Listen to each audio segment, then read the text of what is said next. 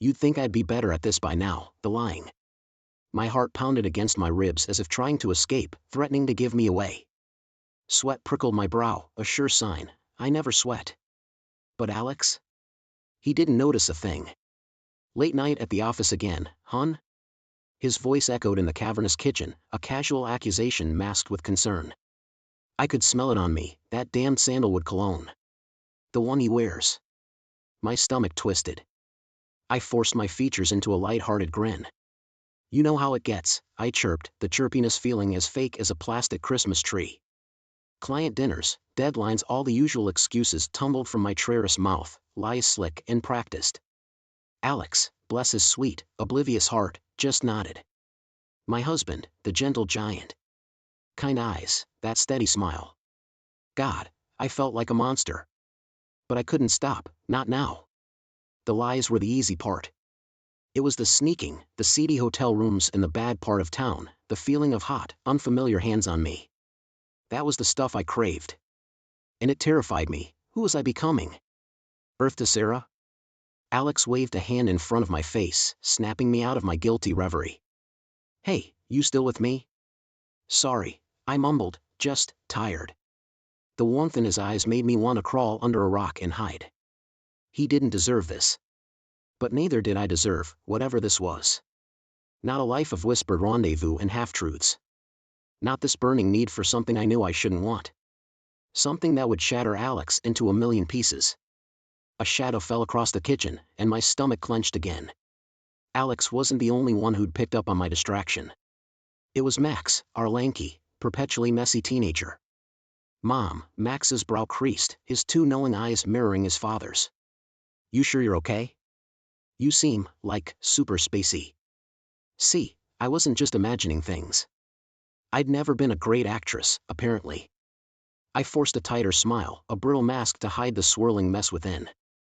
Teenagers, I quipped, attempting to deflect. You drain all the brain cells out of me. Max rolled his eyes, but I saw the flicker of relief. I'd bought myself a little more time, but with every passing minute, the walls seemed to close in. I needed to escape, just for tonight.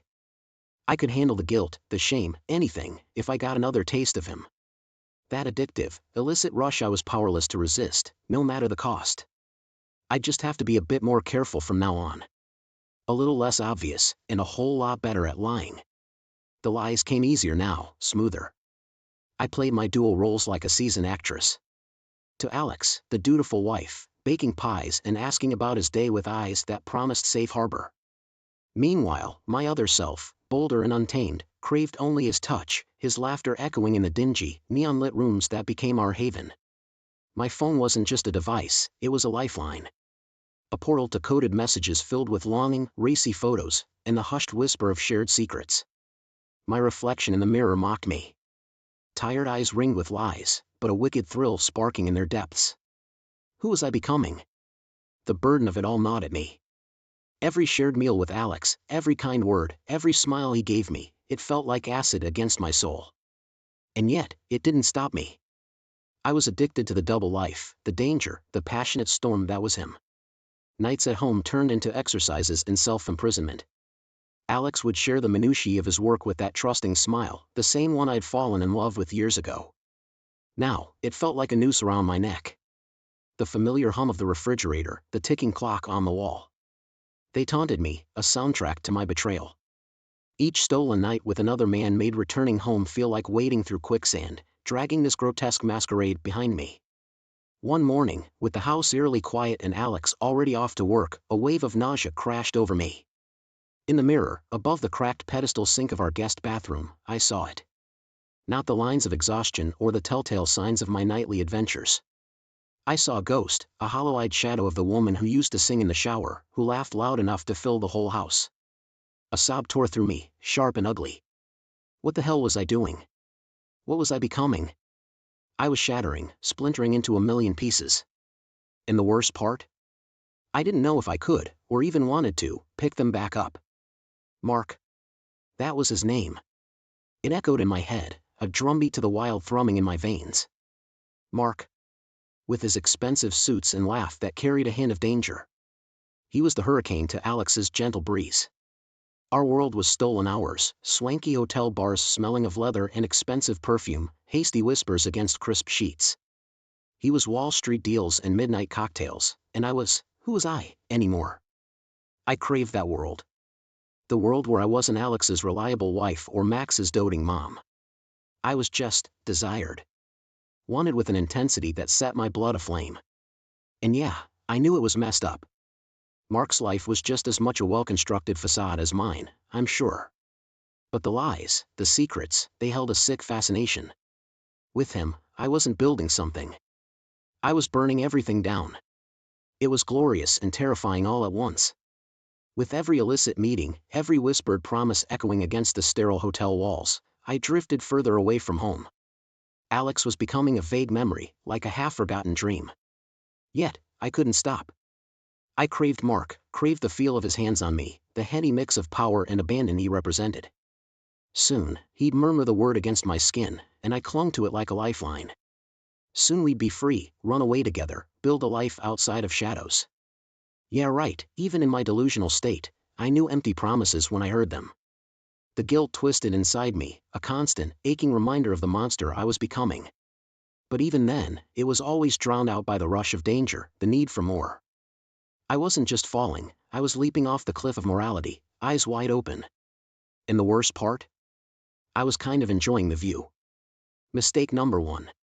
Thinking I was in control. That arrogance faded pretty quickly as a smear of crimson lipstick stared back at me from the bathroom mirror, the shade I wore on nights with Mark, not with Alex. A cold sweat broke out across my brow. I scrubbed frantically at the stain, heart pounding in my ears.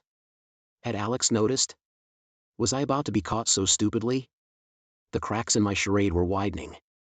Alex wasn't an idiot, hell, he was the furthest thing from it. He was kind, trusting, and I played those qualities like a fiddle from my own twisted symphony of lies. Now, a flicker of doubt lurked in his eyes, his smile a little less sure.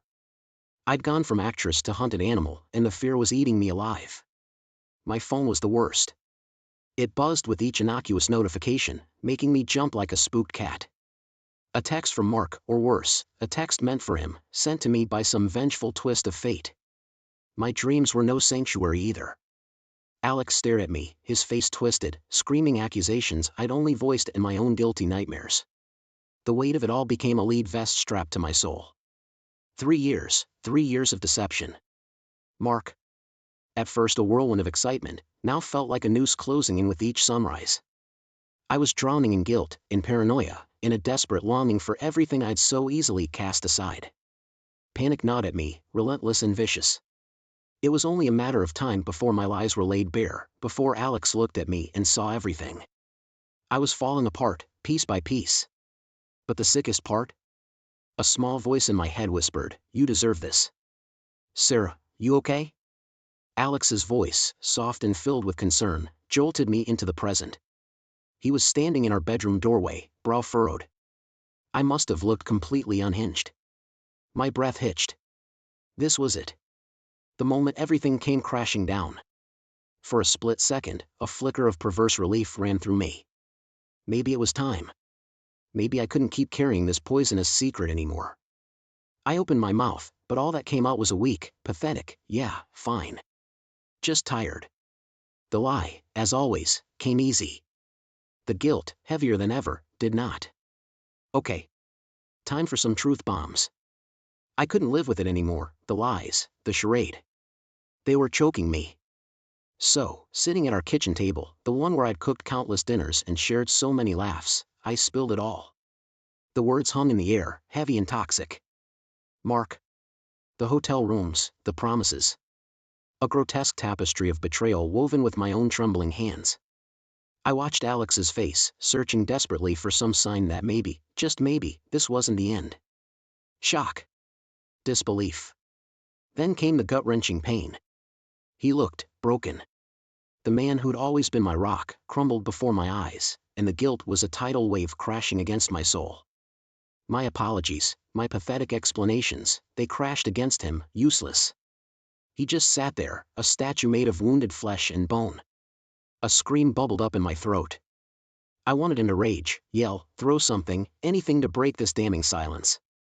But he didn't. Instead, that quiet voice, barely a whisper above the ticking of the clock, delivered the killing blow. I need time. And just like that, it was done. The life I'd so meticulously built around lies was gone. The warm, cozy kitchen transformed into a battlefield. I didn't know who the enemy was anymore, Mark, the me who had let this happen, or the twisted knot in my stomach that said I deserved every damn second of this. The rest of the night is a blur. I think I made some weak excuse about needing rest, about a headache. I locked myself in our bedroom, the very symbol of my betrayal, and wept. Ugly, snotty sobs that seemed to come from somewhere outside of my body. Sleep was a cruel joke, my dreams a horror show filled with Alex's stricken face and Mark's mocking laughter. Morning came, harsh and unforgiving. I half expected to find the house empty, Alex's things gone. But no, he was in the kitchen, back hunched, a stranger in his own home. We circled each other like wounded animals, unsure of how to even be in the same room anymore. The silence was suffocating, it was broken by a choked question, Alex's voice raw, how long? 3 years.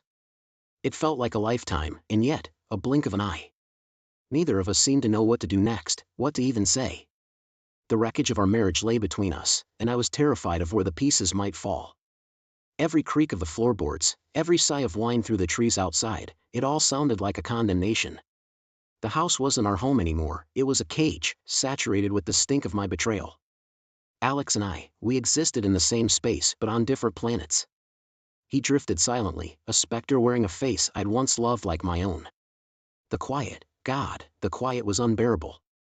1,000 unspoken words hung between us. Should I beg for forgiveness? Should I try to explain the inexplicable?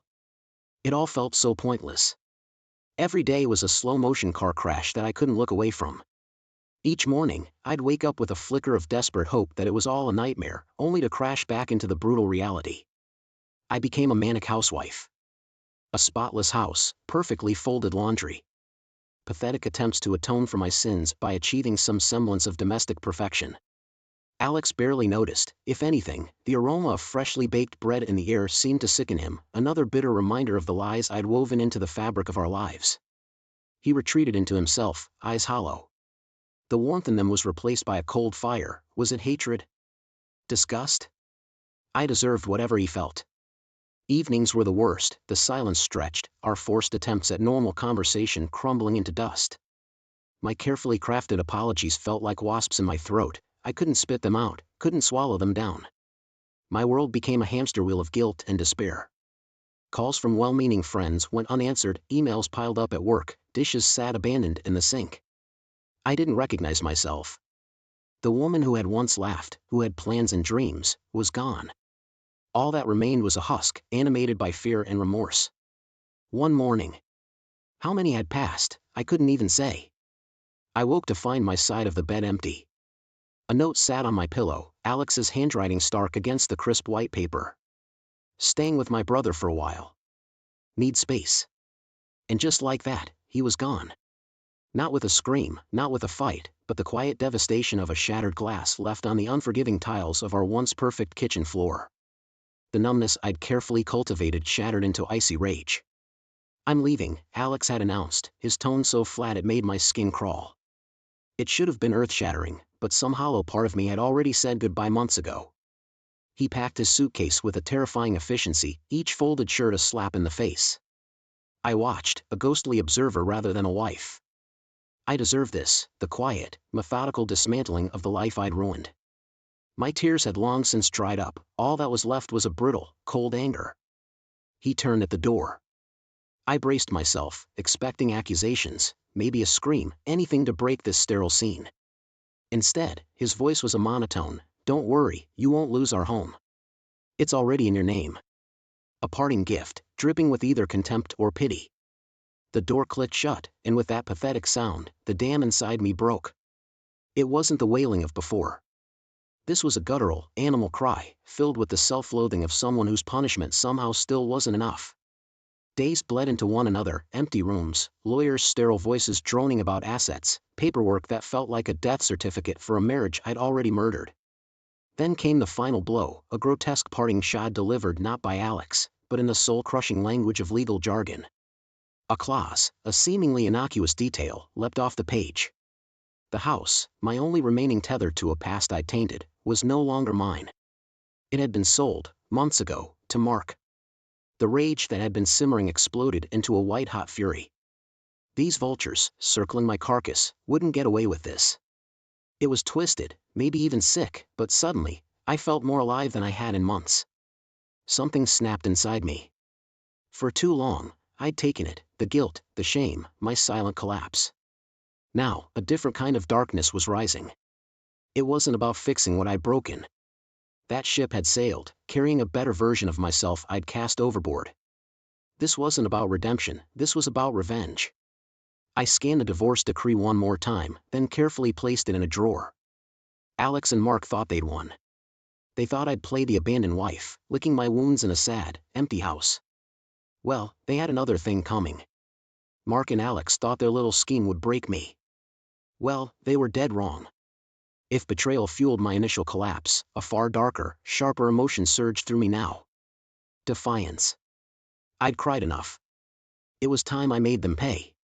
Sleepless nights were no longer spent wallowing. My overactive brain churned out elaborate plots, each imagined scenario more satisfying than the last, crashing their smug housewarming party, a scandalous public reveal, fantasies fueled by rage-tainted daydreams. But vengeance, it turns out, needs an element of practicality, not just wish fulfillment. So, I took stock of my situation. They'd painted me as the careless, reckless one, the woman who'd shattered a perfectly good life in pursuit of thrills. Fine. If that's what they wanted, that's what they'd get, in spades. The transformation began. Gone was the hollow-eyed, heartbroken wife. In her place, I became a specter of my old self, but amplified. I traded quiet meals at home for raucous nights out, my closet exploded with clothes that screamed, "Notice me," and my bank account took a beating from frivolous purchases I'd have scoffed at a year ago.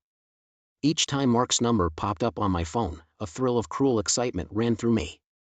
I'd play the wounded bird, let him coo words of fake sympathy, then laugh in his face. His panicked concern, the attempts to help me, it was delicious.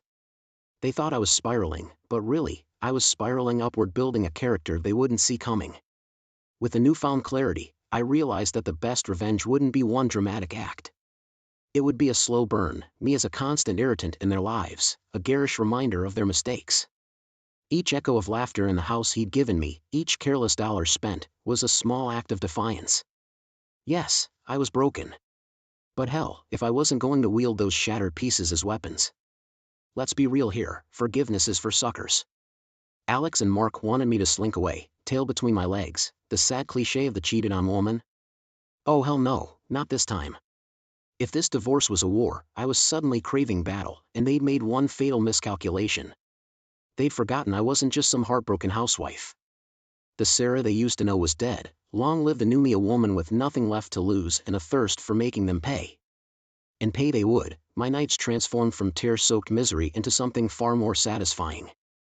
I dug, nose deep in the muck of their lives, unearthing the grimy underbelly of legitimate businesses, the tax loopholes, and the shady characters they cozied up to. Remember that rush I used to get from sneaking around with Mark? That was nothing compared to the thrill of using those secrets, those weaknesses against them. A whispered rumor to a competitor here, a well-timed tip to the local paper there. Their tightly controlled world started to fray around the edges. Doubt and paranoia replaced smug confidence.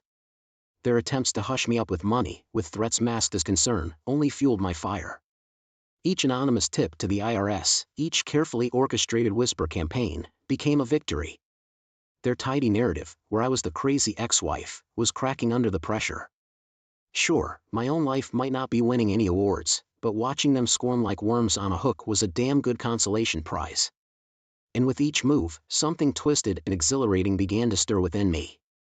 Not the meek woman I'd once been, but something sharper, stronger. I, Sarah, the scorned wife, was becoming the monster they'd created. It wasn't about getting back together, or getting even. Now, it was about power. It was about showing them that you don't break a woman like me, you turn her into a god. The fluorescent lights of Biology 101 were hardly romantic, but that's where I saw her, Jennifer. She wasn't the bombshell type. A quiet girl with a kind smile and notes as meticulous as my own. We ended up lab partners, dissecting frogs and fumbling with chemical equations. Turns out, she had dreams of becoming a nurse, putting herself through community college one grueling shift at a time. My world was simpler.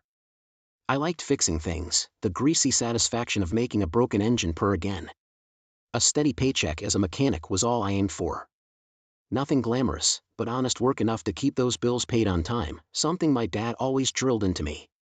Our wedding matched our lifestyle. Courthouse vows followed by cheap pizza with a few friends from the garage. Jennifer beamed even without the fancy dress.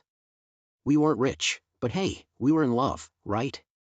That starter home a year later felt like winning the lottery. Sure, it was a fixer-upper in a suburb so boring the beige paint could make you yawn, but it was ours. Weekends became a whirlwind of spackling, hammering, and trying not to electrocute myself rewiring that ancient fuse box. It wasn't glamorous, but we were building something together. The first cracks were subtle. Jennifer always talked about a big family, filling that house with kids, but then the excuses came. We need to be more stable financially first, she'd say. Meanwhile, I was burning the midnight oil at the garage, taking any extra shift I could get. We needed the cash, and honestly, I didn't mind working hard. Sometimes, when those extra shifts turned into all-nighters, she'd go out. Girls' night with the other nurses, was all she said, and I'd just wave, exhausted but figuring she deserved a break after those tough ICU rotations. Sure, a little part of me felt a twinge of loneliness, but I brushed it aside. We were an ordinary couple, facing ordinary struggles. Everything was fine, wasn't it? Home used to be a sanctuary, even with its half-painted walls and perpetually leaky faucet. But lately, it felt off. Jennifer, she seemed different. No spark in her smile, always glued to that damn phone. Evenings that used to be filled with mindless TV chatter now stretched into silence, each of us trapped in our own worlds. Then came the hotel receipt. Not for a dingy motel where maybe a work conference was held, but one of those swanky downtown joints with cocktails that cost more than my toolbox. When I confronted her, Jennifer laughed it off, silly mix-up, the girls treated me after a long week. Something in my gut clenched. Was I going crazy? The doubts gnawed at me. It wasn't just the receipt, it was the way her perfectly laundered scrubs started smelling of unfamiliar cologne, or how she'd fumble for excuses when a stray text flashed on her screen late at night. I'd see those messages, brief fragments after she fell asleep, my heart pounding. Nothing overtly incriminating, yet, those deleted threads spoke volumes. The promotion should have been good news. Jennifer beaming, talking about a big raise and the chance to move up in the hospital. Only, the excitement in her eyes felt forced. In her new schedule, it was all over the place, late nights, early mornings, even weekends called in at some vague emergency. Every rational part of my brain was screaming that I was turning into an obsessive, jealous lunatic. But the mechanic in me, the guy used to diagnosing problems, he couldn't shape the feeling that some vital engine part was about to give out spectacularly. Driven by a mix of fear and desperation, I did the unthinkable. I slipped a tracker app onto her phone. Low, dirty, I know, but the alternative, this gnawing uncertainty, was eating me alive. The first lie unraveled on a Tuesday. Her shift was supposed to end at 10 p.m. At 11:30, that little dot on the tracker app wasn't moving from the hospital parking lot. It was blinking at an address I didn't recognize. A quiet street lined with mansions, not the kind of neighborhood a working nurse frequented. I sat there, staring at the screen, the world tilting on its axis. It started simple enough. Honey, Jennifer cooed one day, that nervous excitement in her eyes again, let's make up for that courthouse thing with a real wedding. A party to celebrate us. I'd always been the practical one, and the idea of blowing money we didn't have on a fancy dress and flowers felt absurd. But she'd been so distant lately, maybe this was how I could fix things, show her I cared. So, like a fool, I agreed. Then came the complications. Venues, caterers, a guest list full of people I barely knew. Suddenly, my simple life was overrun with satin swatches and seating charts. The worst of it was Brad, a high school sweetheart of Jennifer's, now a smooth-talking lawyer who'd conveniently offered to help with some of the legal paperwork for the wedding. The guy used arrogance and expensive cologne, like a walking reminder of everything I wasn't. I'd catch them, Jennifer and Brad, huddled over paperwork and giggling. Just old friends, she'd say, but I wasn't blind. The way he looked at her, the casual way he touched her arm, it sent a white-hot surge of jealousy through me. Everyone dismissed it. "You're being paranoid," they'd insist. "He's just trying to help." But deep down, the mechanic in me sensed something was dangerously off-kilter. The night before the wedding, sleep was impossible. It wasn't just nerves. A bone-deep dread had taken hold, a voice in my head screaming that I was making the biggest mistake of my life. Walking down the aisle felt like I was marching to my own execution. Everything was a blur: the cheesy music, the polite smiles, Jennifer's face painted with that false cheer that had become so familiar. The reception was worse. Every forced laugh, every clink of champagne glasses felt like nails hammered into a coffin. I couldn't even bring myself to meet Jennifer's eyes during our first dance. All I wanted was escape. "Just need some air," I mumbled, slipping away from the crowd. My feet blindly led me down a dimly lit hallway, away from the noise. And then I heard it, her voice, a soft giggle that pierced me like a bullet. It was coming from a half-open door. My stomach dropped, my hands started shaking. I didn't want to know what was on the other side of that door, but some self-destructive force compelled me forward. My hand on the doorknob felt like it weighed 1,000 pounds. Every fiber of my being wanted to turn away, pretend this nightmare wasn't real.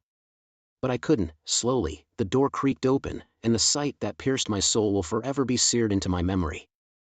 There they were, Jennifer, my wife, locked in an embrace so passionate it stole the breath from my lungs. And Brad, the slick lawyer, his hands roaming where mine should have been. A primal scream tore from my throat, a mix of fury, anguish, and the shattering of everything I believed in. The next few minutes unravel in a chaotic blur. I remember Brad's feeble attempts at excuses, his designer suit no match for my mechanic's rage. I remember Jennifer's tears, a pathetic display compared to the years of lies spinning in my head. There may have been shouting, accusations, it was lost in a red haze. The scene at the reception descended into pandemonium. The music choked off mid-song, replaced by a chorus of gasps and whispers. Jennifer's family, those who'd always treated me like one of their own, looked ready to murder me. To murder her, I couldn't tell. Everything good and decent I'd held onto in the world crumbled. Without a word, without even a glance at the wreckage I'd caused, I turned and walked out of that brightly decorated room. Each step away from my sham of a wedding felt like shedding a dead weight. The drive home was pure autopilot, the roads blurring, reflecting the chaos in my mind. Our house, usually a refuge, now felt like a tomb. Every painted wall, every repaired fixture, seemed to mock me. It wasn't sadness I felt in that empty house, but a cold, searing rage. Years of honest work, dreams built brick by brick, had been nothing more than a foundation for her betrayal. I couldn't sleep. I paced, images of them together, a tortuous loop in my brain, fueling the fire inside. Morning came, not with despair, but with a terrifying clarity. This wasn't going to be a story of a heartbroken husband drowning his sorrows. Betrayal of this magnitude demanded a different response. Jennifer wanted a party, I'd give her a goddamn war. In the days following the wedding debacle, I became a machine. The fiery rage cooled, replaced by a chilling focus. Gone was the ordinary mechanic, in his place, a meticulous strategist. Every action was deliberate, calculated to inflict maximum damage with no trail back to me. First came the evidence. The tracker app wasn't just heartbreak confirmation anymore, it was data, mapping Jennifer's lies. Months of texts I'd been too scared to read were printed, each flirty message a nail in her coffin.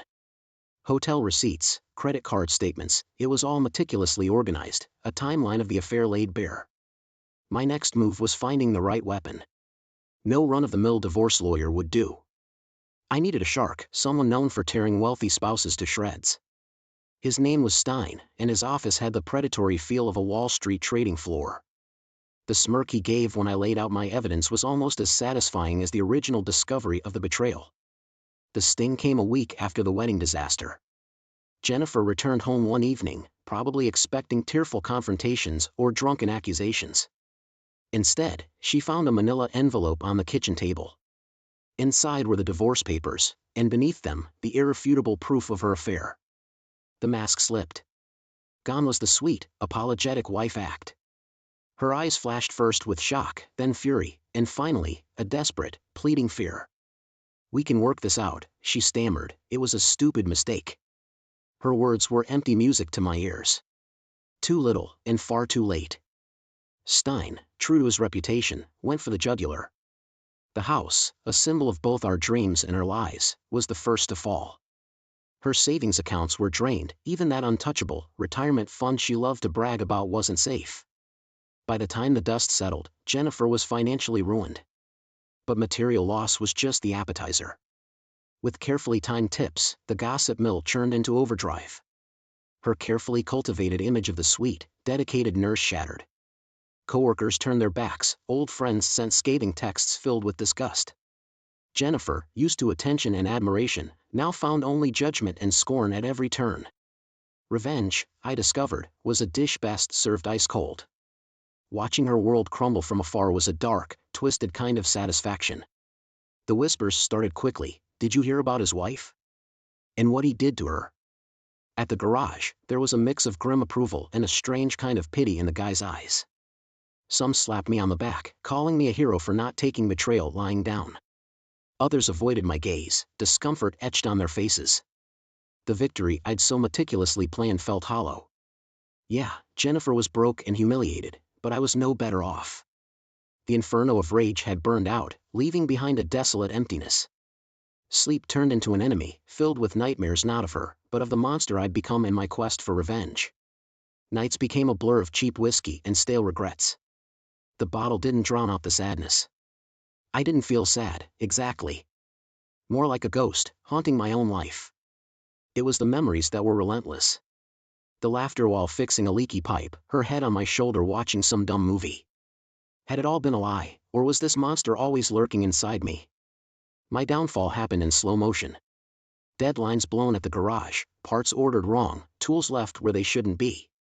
The boss, who'd always had a soft spot for me, gave me the talk. I couldn't even muster up the energy to care. He mentioned mandatory leave, maybe getting some counseling. His words washed over me. The old crew drifted away. Invites to drinks after work stopped coming.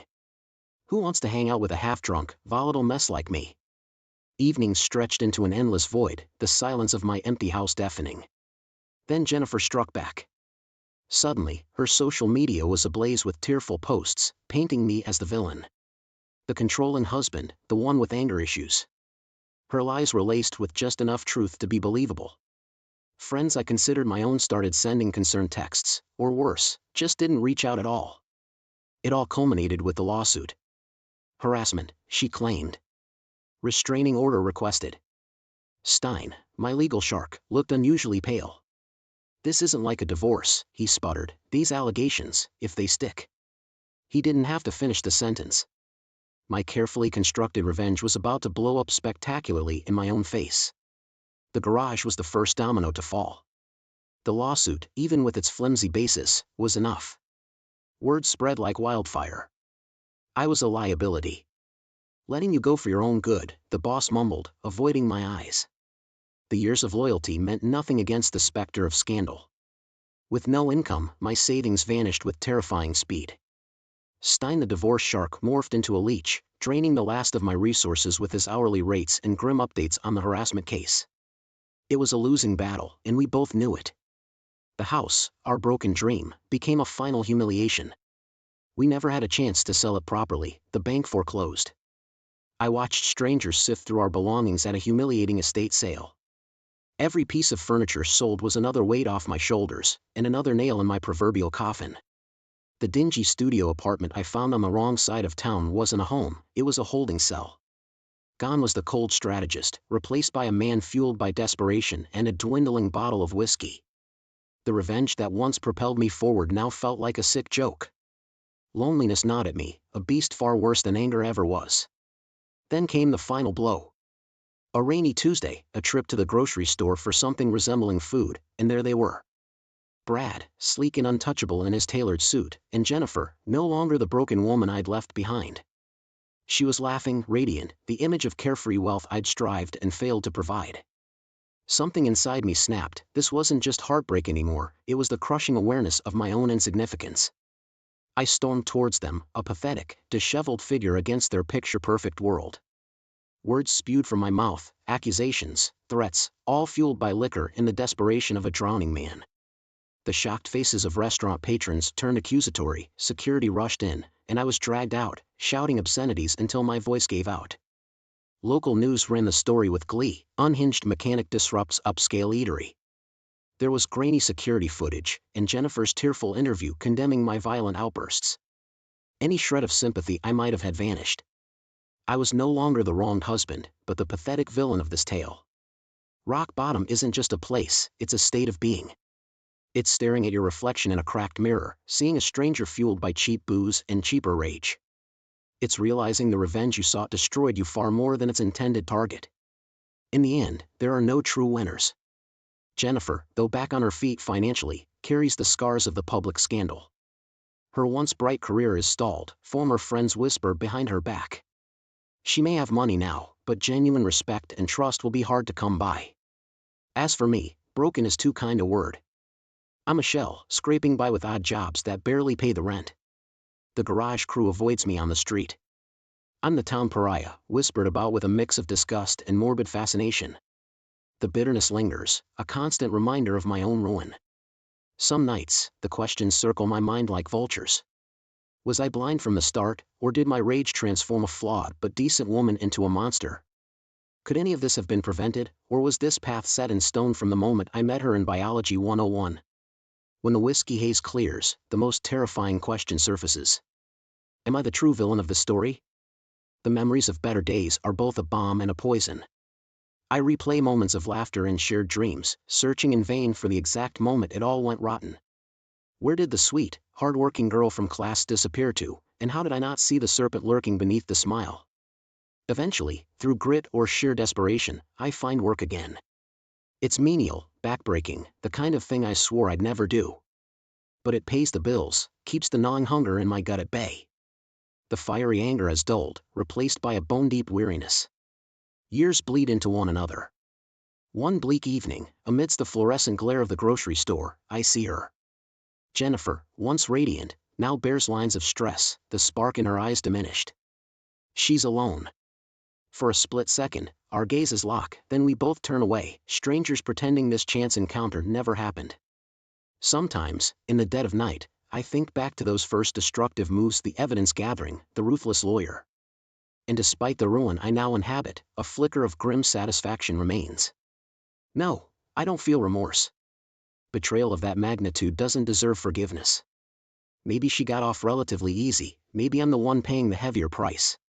Doesn't matter now. My evenings are a testament to solitude. No calls break the silence, no friendly faces waiting at the door. This is the life I built for myself, born from heartache and a thirst for vengeance that consumed me whole. They say revenge is a dish best served cold, but in the barren wasteland of my existence, there's no satisfaction to be found.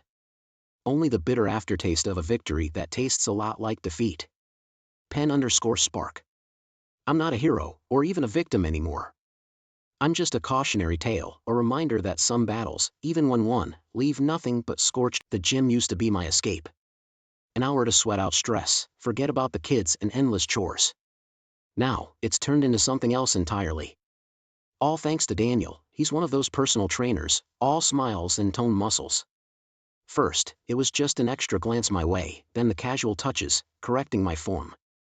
Nothing major, but those little things started to get under my skin. I'd find myself lingering by his station, inventing reasons to need his advice. One Wednesday, my phone buzzed after a workout. It was him. Great session today, like that was normal, a trainer texting a client. Stupidly, I replied, and that opened the floodgates. Innocent chats turned into flirty jokes, then invites for a quick coffee after my next workout. I knew it was wrong. Michael's a good husband, but damn, it felt thrilling. A rush I hadn't had in years. Our first kiss was in the dingy gym parking lot, me dodging security cameras like a thief. Guilt gnawed at me, but Daniel made it disappear with a smile and a whisper of, "This is what you deserve." And God help me, I craved more. Workdays became a blur of stolen lunches, his hand lingering on mine over cheap diner food. Lies flowed like water, late meeting, sweetie. Girlfriend's car trouble, won't be home, till late. Michael never suspected a thing, bless his trusting heart. Part of me hated that, the other part, reveled in the deception. Then came the close call, Michael home early, me flushed and breathless from a rush tryst in the back stairwell. I stammered something about extra cardio, heart pounding. I couldn't keep this up forever. Every text was a ticking time bomb, every lingering glance could be the one that blew my whole life apart. But Daniel's touch, his promises, they held me captive. I was playing with fire, and it was starting to feel dangerously sweet. This wasn't a fling, I was getting in deep, and with each step, there was no turning back. The lie was out. My bestie's got the flu, needs help, I told Michael, kissing him goodbye. Each word tasted sour. That night wasn't about helping anyone but me, and Daniel. The cheap motel felt luxurious when his hands were on me, miles away from the reality of diapers and homework. We spent the weekend tangled up, ordering greasy room service, pretending the world didn't exist. Each hour was a stolen treasure, and each one made the pit of guilt in my stomach deepen. Sunday night, driving home, I felt like a ghost. Michael greeted me tired but happy, ready to swap weekend stories. I mumbled something about bad traffic and a rough drive. Back to the routine. Laundry that never ended, kids whining for snacks, all I could think of was how different Daniel made me feel. Desired, reckless, alive. It warred with the familiar ache of betraying the man snoring beside me each night. Michael, who worked his fingers to the bone to give us a good life. And I was throwing it back in his face. Something shifted in Michael those next few weeks. Little things. A lingering look over dinner, a casual, "So, how was the drive to Sarah's?" My heart would skip a beat. Did he know? Was he playing a game? I'd laugh it off, too loud, too eager to prove it was all innocent. But I wasn't innocent. The guilt was eating me alive, squeezing me between the life I built and the thrill of this. Whatever this was with Daniel. I couldn't stop. I couldn't end it. I was trapped on a ride I desperately wanted off of, yet couldn't bear to get off. Every text from Daniel had become a loaded weapon. I'd delete conversations instantly, heart pounding, but what if Michael had seen one already? What if he checked my phone? The paranoia was like an itch I couldn't scratch. I started imagining him lurking behind me, eyes burning into the screen as I messaged some excuse to run errands. Then, the necklace. Damn you, Daniel. It was gold, delicate, a tiny heart pendant that screamed, affair. At first, I shoved it in a drawer, guilt gnawing at me, but then, one morning, the drawer called out. It felt so good slipping it on, a wicked secret against my skin. That was my first big mistake. My second? Checking my reflection every 2 seconds, adjusting the chain, feeling weirdly powerful. Michael's always been oblivious to stuff like that, I told myself. Famous last words. New necklace? Looks nice, he said over dinner a few nights later. My blood ran cold. Had he seen Daniel buy it? Was this some sort of trap? Oh, this old thing? I forced a laugh. Had it forever, you just never noticed. He didn't push it, but that night I dreamed I was choking on the heart pendant, its chain tightening around my neck.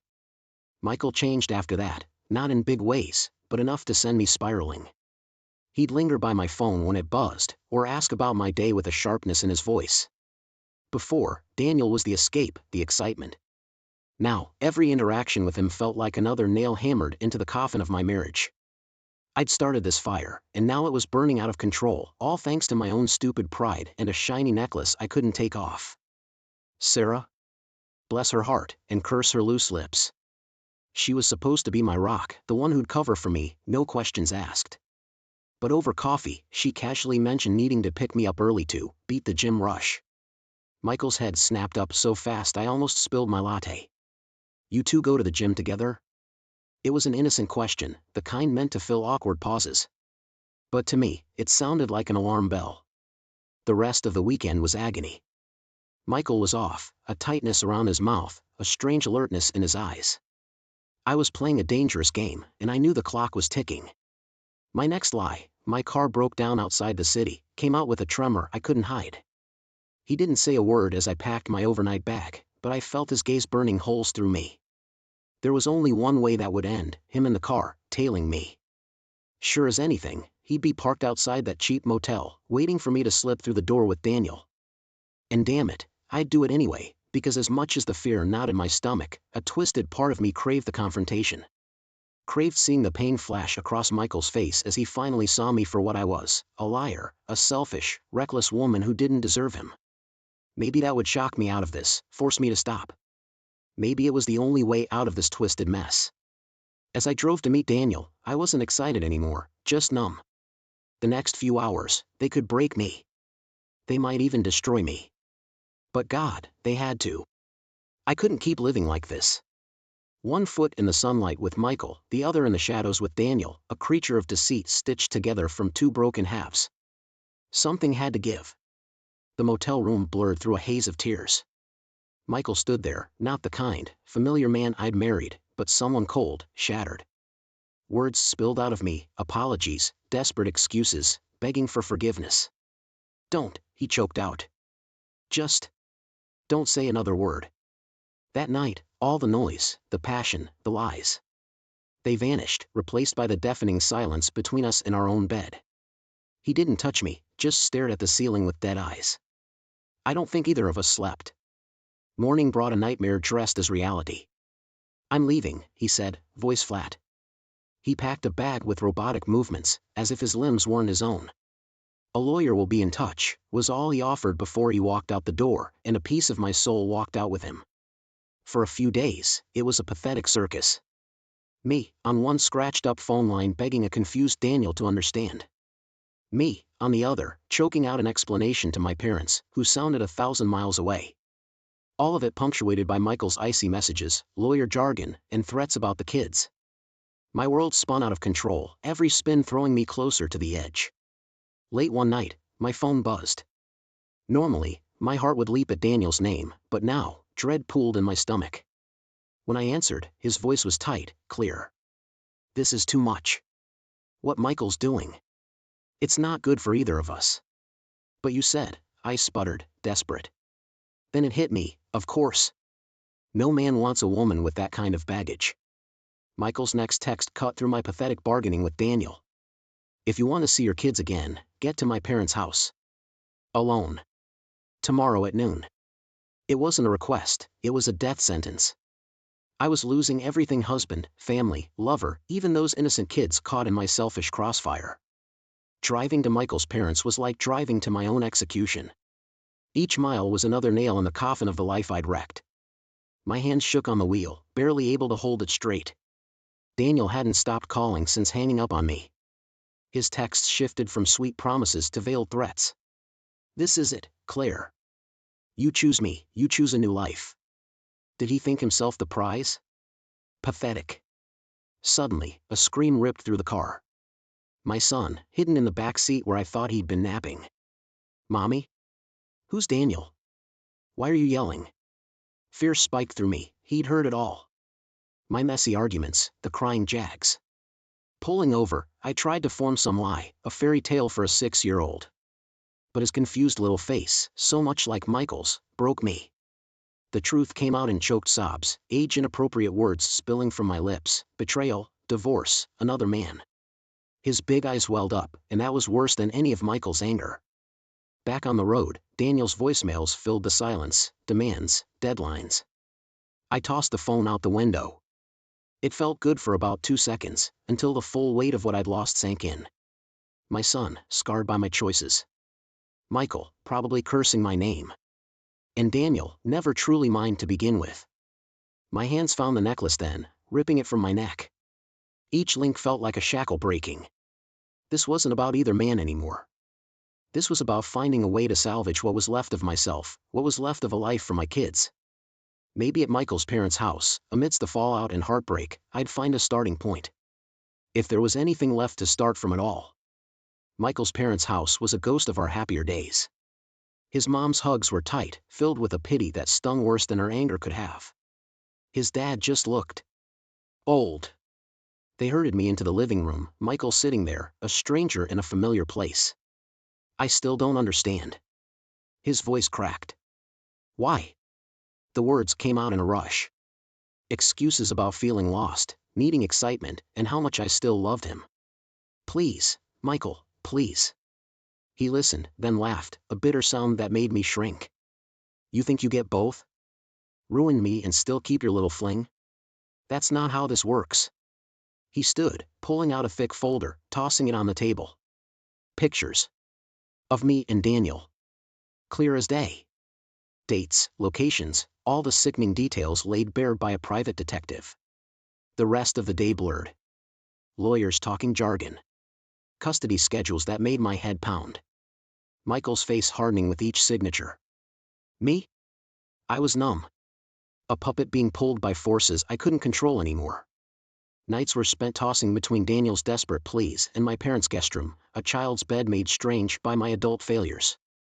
Each morning, I'd check my phone, hoping for a miracle, knowing there'd be none. Then, the summons, court, that sterile word, suddenly the epicenter of my world. Newspapers hinted at the scandal, neighbors stared. In that courtroom, under oath, I choked out the dirty details, my voice barely above a whisper. Daniel's name tasted like acid. Each word destroyed another piece of me, the woman I used to be. The judge's verdict was swift, brutal. Michael got primary custody, proof of my infidelity damning me. Leaving the courthouse, flashes of cameras blinded me. I wasn't just Claire anymore. I was the cheating wife, the scandalous woman whispered about in the grocery store line. It was a label I'd wear long after Daniel was just another bad memory. The kids were gone, just like that. Picked up from school by Michael, not me. Court orders, the lawyer said, temporary until the full hearing. I sat on the curb outside their empty rooms, a panicky animal, waiting for my children to appear. They never did. No messages from Daniel, no surprise visits. Just radio silence echoing the emptiness of the house. My parents sent polite texts, checking in, let us know if you need anything. Translated, we love you, but damn, you screwed up, and we don't want to get tainted by this mess. Old friends stopped calling. A few brave ones would offer casseroles at the door, pity in their eyes. They couldn't meet my gaze for long, as if my betrayal might be contagious. The checkout lady at the grocery store, she knew. Her tight smile said it all. News nights were the worst. Reports from the courthouse, my name followed by words like, homewrecker, desperate. Michael's face, tight with fury, denying interviews. It played out on a loop inside my head, a soundtrack of my own destruction. My parents suggested therapy. The shrink listened for an hour, nodding, then said, you have to take responsibility. This didn't just happen. I wanted to scream. I did, in my car, parked down some forgotten road. Responsibility was a weight too heavy to bear. It was all I could do to survive day by day. One afternoon, a rock smashed through my bedroom window. No note, just shattered glass and the cold truth. I was on my own in this. Not with Michael, not with Daniel, not with anyone. The thrill had left me stranded, a shipwreck on the shore of a life I'd blown to pieces. The only person who might salvage something from this wreckage was me, but God, I didn't even know where to start. The job at the diner came out of desperation. My savings were gone, lawyer bills piled up, and the looks I got when I ventured out for groceries were too much. Waitress with a side of scandal, I overheard one customer whisper. Perfect. At least here, I could hide in plain sight. The other waitresses were a mix of hard-luck moms and college girls looking for beer money. They didn't pry, just showed me how to balance loaded plates without spilling coffee on myself. The manager, Lou, had eyes that missed nothing. One slow night, he sat down with a sigh, handing me a newspaper. Front page, right beside an ad for used tires, homewrecker Claire seeks redemption. The article rehashed my sins, mentioned my custody battle. Lou just grunted, look, I don't give a damn about your love life. You work hard, don't steal, we're good. Work became my lifeboat. Grueling shifts, the smell of grease, the dull roar of gossip kept my mind too busy to unravel. At home, the silence was the loudest. The kids' photos on the fridge were a knife twist I was too weak to take down. Each night ended with cheap wine and reruns, trying to drown out the echoes of my own bad choices. Job applications went into the void. Impressive resume, they'd say, smiles faltering when they Googled my name. Rejection after rejection piled up, mirroring the weight in my chest. Some days, getting out of bed felt impossible. What was the point of fighting for a life I'd already ruined? Then, one rainy morning, I found Michael's car in my driveway. He was thinner, shadows under his eyes. The kids, he started and choked up. They miss you. My heart did a stupid, hopeful flip. Then, weariness set in. Not back together, he clarified, holding up his hands. Supervised visits, just. Doc and you? For them, the fight went out of me. For the kids, that was the last shred of purpose left to cling to proof that I wasn't just the monster the town, the world, painted me as. The first supervised visit was in a sterile park, a social worker watching like a hawk. My kids, they looked at me like strangers, their eyes guarded. We kicked a ball around awkwardly, stilted conversation filling the gaps where laughter used to be. Leaving, I couldn't even bring myself to hug them goodbye. That night, the wine bottle was my only comfort. Nights became the enemy. The TV flickered, casting shadows that morphed into Daniel's face or whispered accusations in Michael's voice. Sleep, when it came, was filled with nightmares of courtroom judges and kids turning away from me in disgust. The shame was a physical ache, a sickness I couldn't cure. One day, at the end of a particularly brutal shift, I looked up and there Michael stood. Just him, no kids. An older woman was at his side, her hand resting lightly on his arm. Their smiles were easy, familiar, and a hot spike of jealousy shot through me so strong I almost dropped my tray of sodas. He didn't approach my table, just nodded from a distance. The warmth was gone from his eyes, replaced by a calm indifference. A new life. That's what they had. Happy, whole, without the stain of my betrayal. Seeing it made my own isolation unbearable. Weeks bled into months. The job, the supervised visits, the lonely apartment, a bleak routine I couldn't escape. Then came the final court hearing. Each piece of my carefully constructed life was dismantled. Alimony, child support, the house sold. The judge's final words echoed in the empty courtroom. Your actions, Mrs. Well, your name doesn't matter anymore. They've caused irreparable harm. This court finds you unfit. Leaving. There were no cameras, nobody cared. The cheating wife wasn't news anymore. I was just broken. A cautionary tale whispered behind cupped hands, a woman waiting for the next bad decision to finish the job of destroying what little remained.